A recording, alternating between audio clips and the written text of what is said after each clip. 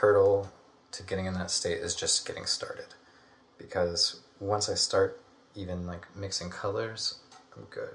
Yeah. I'm like happy to be painting for like a long time usually. It's really just getting myself started. Even the physical act of doing it does something. It's kind of a ritual in of itself, like setting up your easel, setting up your canvas, getting some water in the cup, and setting your brushes up, and then putting some paint on the canvas. If you get all those things done, you're probably good to go for a while. Yeah.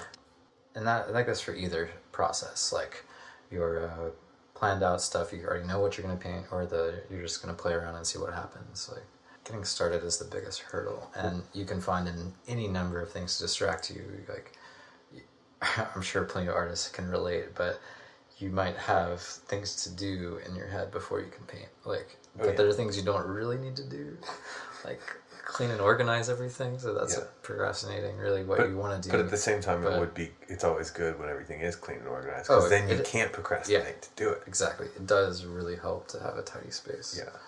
You and I have the space, same. Messy head. Yeah, you and I both have the same. Look at my room right now. You've seen my room, yeah. So we talked about the beginning. So how do you know when a painting is finished?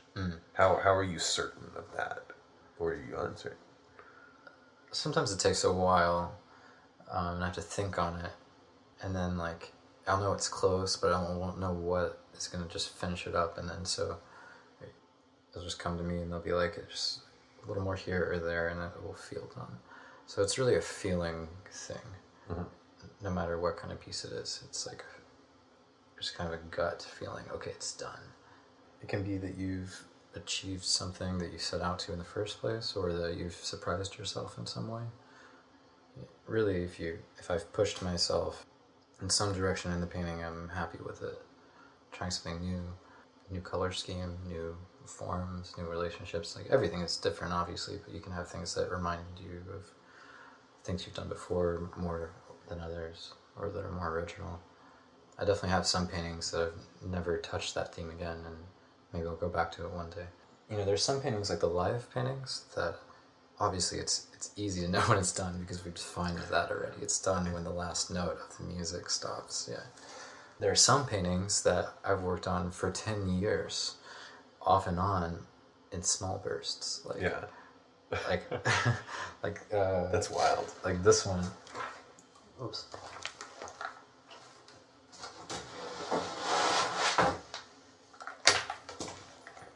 Years. This one I started in high school. I stretched this in Stacy Smith's class. Oh gosh. And senior year, right with me in there, or the year before? Senior or junior, I don't remember. Yeah. But see this? That was one of the original layers. And there's a lot of oranges. And now, sometime in about 2010, I came in with a bunch of airbrush. Okay. And went on top of it, and so this is all airbrush. This is blue and gold. Yeah. And then maybe 3 or 4 years later, I came in with a marker and defined all these shapes. This is one I really love. It's a little more subtle than a lot of them, but yeah, no, it's so deep. Like, we'll try to put images of this in the other painting we've talked about of Austin's, if we can. Yeah, but I still don't know if it's done. Okay, maybe we won't put an image of this one up. Maybe he doesn't want anyone to see it. No, that's not why.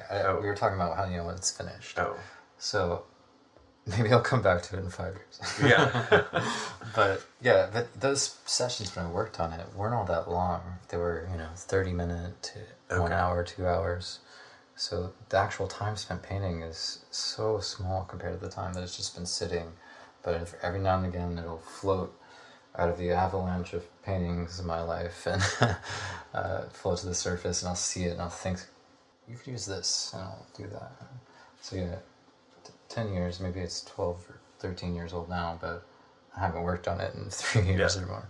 And the listeners can't see Austin's house, but he literally has paintings stacked up everywhere. And I know he has a tractor trailer somewhere full of paintings. I got all those out. They're in the hallway or in the closet. Oh, okay. Now, yeah. Well, you've got a lot of paintings. Yeah. Got a lot of paintings. It's awesome. And then this thing's full too. So we're gonna end with one last question. Austin, if your creative style, if your art had an odor, what would it smell like? Okay. Oh man. We just said I had like 3 different styles, so I'll give you 3 different odors, okay? Oh, okay, yeah. Alright. So, my portraits and more thought out paintings would smell like an anise. What? Anise, like Anise. star anise, like Yeah. licorice. Got you. Deep notes, complex flavor, you know. My life paintings would smell more like baking cookies, like fast, sweet, more surface maybe. Yeah. But very enjoyable. Okay. And then my abstract stuff. Sorry, this is really hard. Non-objective art would smell like you just walked into a room and people are wearing 5 or 6 different kinds of incense. Well, we have it there. That's the best I can do. We have it there, audience. This is Fluffy Lenore here with Austin Swope. We're going to try to play some of his music. Signing out. Thanks, Fluffy.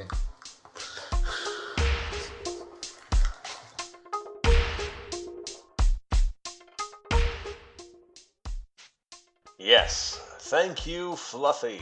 That was quite an interview. Austin seemed like quite a rad dude. Now, that is all the time we have for today on Pirate News. Please tune in for next time. We will be interviewing Laurel Canito and Chuck Vicious, who run the Lamplighter Lounge.